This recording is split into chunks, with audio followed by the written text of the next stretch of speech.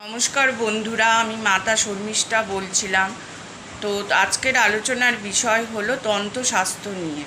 তো আলোচনার করার পূর্বে আমি বলতে চাই যে কিভাবে তন্ত্রশাস্ত্র আলোচনা করা হবে সেগুলি তো অবশ্যই জানতে পারবে। আর আমার ইউটিউব যে চ্যানেলটি আছে সেটি অবশ্যই লাইক এবং সাবস্ক্রাইব, এবং কোনো কিছু জানতে চাইলে অবশ্যই কমেন্টস করবে ও পরবর্তী ভিডিওগুলি তোমরা পেয়ে যাবে। তো তন্ত্রশাস্ত্র কাকে বলা হয়? বিভিন্ন তান্ত্রিক এবং অঘরীরা বিভিন্ন তপস্যার মাধ্যমে কিচ্ছু সাধন করে দিনের পর দিন যে সাধনাগুলো করে তা অর্জন করে বিভিন্ন মন্ত্রশাস্ত্রর মাধ্যমে বা তন্ত্রের মাধ্যমে। তো সেটাই হলো তন্ত্রের দিক।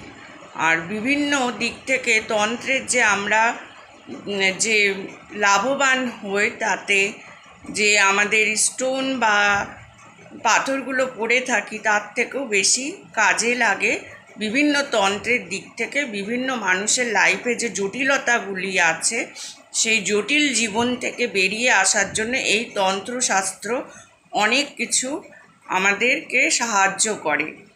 তো এই ছিল আলোচনার বিষয়। পরবর্তী ভিডিওতে আরও অনেক কিছু তোমরা পেয়ে যাবে।